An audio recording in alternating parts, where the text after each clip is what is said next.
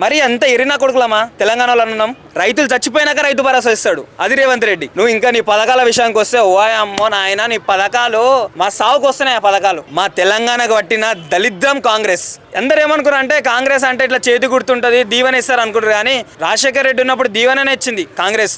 ఇప్పుడు ఎప్పుడైతే మన Revanth Reddy the great CM వచ్చాడో అప్పుడే అందరికీ అర్థమైపోయింది, ఆ దీవెన ఇయ్యదు, ఆ చేతి తీసుకొని 2-3 దింగుతారు మనుషులని అని చెప్పేసి అర్థమైంది. జనవరి 26 నుంచి అన్ని ఇస్తా అని చెప్పారు, 4 పథకాలు అనౌన్స్ చేశారు. అవి అంతున్నాయి అంటారా? వాడు తలకాయ ఇస్తాడన్నా, ఏమి ఇయ్యడన్నా, ఏమిచ్చిండన్నా? వచ్చి సంవత్సరం అయింది. ఈ సంవత్సరంలో మనుషుల ప్రాణాలను ఎలా తినాలో అని చెప్పేసి నేర్పిస్తున్నాడు అందరికీ. ఏముందన్నా, ఏం పరిపాలన? ఇంతకుముందు మా కిరణ్ కుమార్ రెడ్డి ఓ 2-3 నెలలు అట్లా చేసినట్టు అట్లా చేసి వెళ్ళిపోయినా బాగుంటుండే, మా తెలంగాణకు మంచిగా ఉంటుండే. బంగారం లాంటి కేసీఆర్ని వదిలించుకొని ఈ దయ్యాన్ని పట్టుకొని తిరుగుతారు అన్న. మాకు 7 పథకాలు 7 హామీలు ఇస్తారు అది అని చెప్పేసి సొల్లు మాటలని చెప్పారు. రైతులు చచ్చిపోయినాక రైతు భరోసా ఇస్తాడు, అది రేవంత్ రెడ్డి. రైతులు బతుకున్నప్పుడు ఇయ్యడు. రైతులు బతుకున్నప్పుడు ఇస్తే రేవంత్ రెడ్డి ఎందుకు అవుతాడన్నా? దేవుడు అవుతాడు. ఒకప్పుడు ఒకసారి పొలము పంట పండితే ఇస్తారు, 2సారి పంట పండిస్తే ఇస్తారు, 3ఓసారి ఎవడిస్తారు రా దద్దమ్మ అని చెప్పేసి కేసీఆర్ అన్నాడు. మరి ఈ దద్దమ్మ ఏం చేస్తున్నావు? ఒక్కసారని ఇవ్వచ్చు కదా, ఒక్కసారని ఇవ్వచ్చు కదా నువ్వు. రైతు బంధువు అన్న ఏదన్నా నువ్వు ఏది ఇవ్వవు.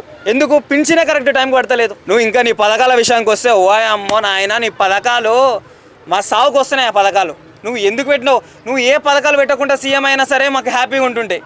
ఫ్రీ బస్సులు పెట్టినావు, ఒక ఆడపిల్ల పోతుంది సరే, ఒక ముసలమ్మ పోతుంది అనుకో 9 గంటలకు 10 గంటలకి. ఆ టైంలో ఒక ఆడమని చూస్తే ఒక బస్సు డ్రైవర్ ఆపుతలేడు. బస్సు పంజగుట్టల మిట్ట మధ్యాహ్నం పూట ఒక ముసలావిడ, సార్ ఆపండి సార్ అని ఇట్లా అంటే ఆపకుండా వెళ్ళిపోతుండు. ఎందుకు వెళ్తుండు? టికెట్ తీసుకోదు. మరి టికెట్ పెట్టొచ్చు కదా నువ్వు. మరి కండక్టర్లతోనన్నా మరి వాళ్ళ కలిసిన కమిటీతో మాట్లాడవచ్చు కదా నువ్వు. నువ్వు అది తక్కువ చేసినావు అని అంటే, ఇంతకుముందు అరే బస్సులో వస్తారు కదా, హ్యాపీ వెళ్ళేసి హ్యాపీగా వస్తారు కదా అని చెప్పేసి ఉండుంటే. కానీ ఇప్పుడు అట్లా లేదన్నా. అరే ఏడ కొట్టు కదా వస్తారో, ఏమవుతుందో, ఆడోళ్ళు కొట్టుకుంటారు అని చెప్పేసి ఇవన్నీ మాకున్నాయి అన్న. నిన్న కేసీఆర్ గారు బయటకు వచ్చి నీకు కొడితే మామూలుగా ఉండదని చెప్పేసి వార్నింగ్ లాంటిది ఇచ్చారు. కేసీఆర్ తలుచుకుంటే ఏ మినిట్లో ఏదన్నా అవుతుందన్న. అంత కెపాసిటీ, అంత విజన్ ఉన్న పర్సన్. కేసీఆర్ని చూస్తేనే మాకు గూస్ బంప్స్ వస్తాయి. అలాంటి వ్యక్తి తెలంగాణ గురించి పోరాడి తెలంగాణ తెచ్చుకుండు. ఈ తెలంగాణ ప్రజలకు కూడా ఏందనంటే, అరే ఒకప్పుడు వైఎస్ రాజశేఖర్ రెడ్డి 2 సార్లు సీఎం అయ్యిండు, చంద్రబాబు నాయుడు 2 సార్లు సీఎం అయ్యిండు, కేసీఆర్ కూడా 2 సార్లు అయ్యిండు, 3ఓసారి చేయొద్దనంటే, ఈ 3ఓసారి చేయొద్దని ఏ రోజు అనుకుర్రో మీ బతుకులు బస్ స్టాండ్ ఆ రోజు అయినాయి. అందరు ఏమనుకున్నారు అంటే కాంగ్రెస్ అంటే ఇట్లా చేతి గుర్తుంటుంది, దీవెన ఇస్తారు అనుకుంటారు. కానీ మన దీవెన తీసుకుపోయి రాజశేఖర్ రెడ్డి ఉన్నప్పుడు దీవెననే ఇచ్చింది కాంగ్రెస్. ఇప్పుడు ఎప్పుడైతే మన Revanth Reddy the great CM వచ్చాడో అప్పుడే అందరికీ అర్థమైపోయింది, ఆ దీవెన ఇయ్యదు, ఆ చేతి తీసుకొని 2-3 దింగుతారు మనుషులని అని చెప్పేసి అర్థమైంది. అంతకు మించి ఏం లేదన్నా. ఏది రాదన్నా, రైతు బంధు రాదు, పెన్షన్ రాదు, ఏది రాదన్నా.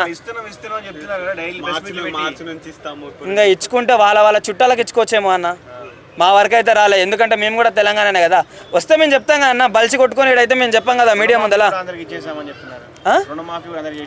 రుణమాఫీలు గినమాఫీలు అయితే 2-3 కావచ్చేమో అన్న. నిజాలు మాట్లాడుకోవాలి మనం.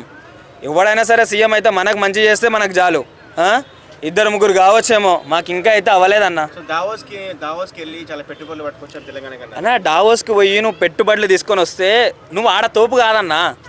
నువ్వు దేనికి తోపు అవుతావు చెప్పు. ఆడ నువ్వు పెట్టుబడులు తీసుకొచ్చి సక్రమంగా నువ్వు దేనికి పెడితే మంచిగా ఉంటుంది, ప్రజలు దేనివల్ల అభివృద్ధి చెందుతారు, ఏమేం చేయాలని చెప్పేసి నువ్వు చేసిన తర్వాత మాట్లాడు. నీకు ఇస్తాడు, ఎందుకు ఇయ్యడు? ఇంతకుముందు కేసీఆర్ కేటీఆర్ ఉండు కాబట్టి తెలంగాణ అరే ఇంత డెవలప్ అయింది, ఇంత ఇన్ఫ్రాస్ట్రక్చర్ ఉంది అని చెప్పేసి ఇస్తారు నీకు. నువ్వు కాదు, చిన్న పిల్లోడు సీఎం అయినా సరే ఇస్తారు. ఎందుకంటే తెలంగాణ మీద ఉన్న నమ్మకం అట్లాంటిది. రేవంత్ రెడ్డి మీద తెలంగాణ ప్రజలకు వ్యతిరేకత వచ్చిందంటారా? మళ్ళీ కేసీఆర్ పరిస్థితి ఎలా ఉండబోతుంది నెక్స్ట్? వ్యతిరేకంగానే వచ్చిందన్న. ఇప్పుడు చూడండి అన్న, నువ్వు అనుకున్నట్టే తెలంగాణ వచ్చి కాంగ్రెస్ వచ్చి సంవత్సరం అవుతుంది. ఈ సంవత్సరంలోనే ఎంతో ఏమంటారు, నిరుపేదలైనా సరే ఎవరైనా సరే వాళ్ళకి జాబులు లేవు. కష్టపడి రూపాయి కలేసుకొని ఇల్లులు కట్టుకుంటే నువ్వు అది కూలగొట్టినవు.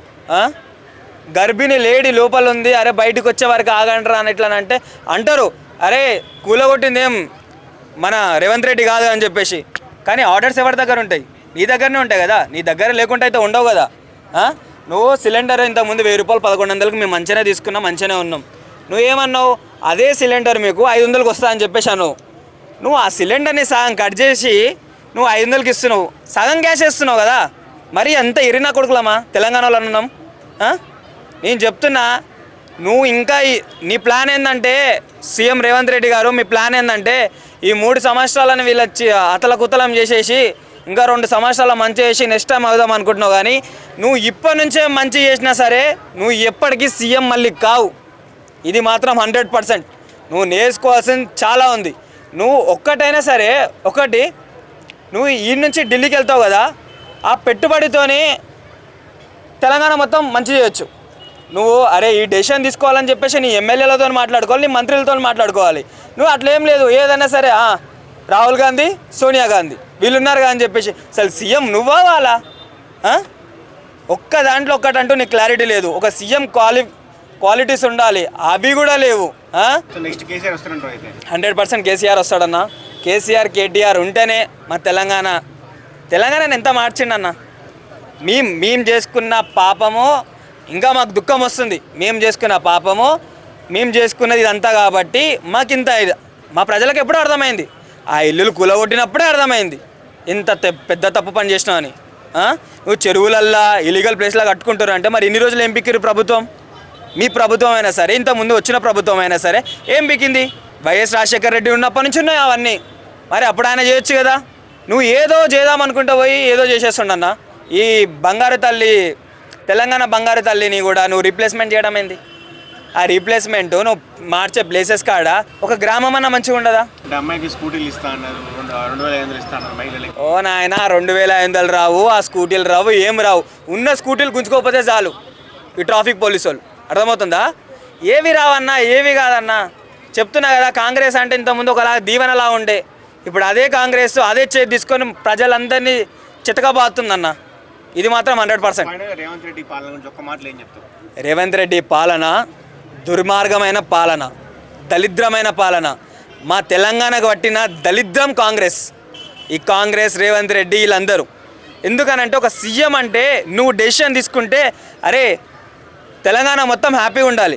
ఇప్పుడు నువ్వు ఏ డెసిషన్ తీసుకుంటున్నావు అని చెప్పేసి ఇంట్లో కూర్చొని పాయింట్లు తడుపుకుంటారు. అట్లాంటి దరిద్రమైన పరిపాలనలో ఉంది. ఇది మళ్ళీ కాపాడాలంటే మాకు కేసీఆరే రావాలి. కేసీఆర్తో కేటీఆర్ పడతారన్న. ఈడ 100 మందిని అడుగు, ఈ పార్క్ దగ్గర 100 మందిని అడుగు. ఈ 100 మందిలో 10% నీకు రేవంత్ రెడ్డి అని అంటే రేవంత్ రెడ్డి చుట్టాలు ఉంటే ఈడ కూడా నీకు చెప్పొచ్చేమో, లేకపోతే అందరు కేసీఆరే అంటారు. ఎందుకంటే ఆల్రెడీ పోయిందన్న. ఏవైతే ఇల్లులు కూలగొట్టిండో, ఈ హైడ్రా అని చెప్పేసి మా నోట్లో డైడ్రా అని చెప్పేసి ఎప్పుడు పెట్టిండో అప్పుడే అయిపోయింది. కాంగ్రెస్ పనే అయిపోయింది. ఇంకా రాదన్న. ఒకవేళ వచ్చినా సరే మేము సస్తమేమో తెలంగాణ ప్రజలం, అంతకుమించి ఏం లేదు.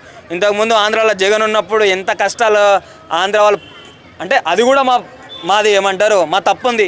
జగన్ అట్లా చేస్తున్నాని చెప్పేసి కేసీఆర్ మంచిగా చేస్తున్నాను మేము నవ్వుకున్నాం. కానీ ఇప్పుడు పవన్ కళ్యాణ్, చంద్రబాబు నాయుడు వాళ్ళకి ఎంతో చేస్తారు, మాకు కుట్ర అయిపోతుంది ఇక్కడ. అంతే అన్న, ఇంక అంతకుమించి ఏం లేదు. ఈ దరిద్రమైన పరిపాలన నుంచి మేము ఎప్పుడు బయటపడతామని చెప్పి చూస్తున్నాం. ఈ 5 సంవత్సరాలు 5 నిమిషాల్లో అయిపోయినా మాకు ఇదే కావాలి. ఇంకా ఇదే పెద్ద వరం, దేవుడిచ్చిన వరం అనుకుంటాం.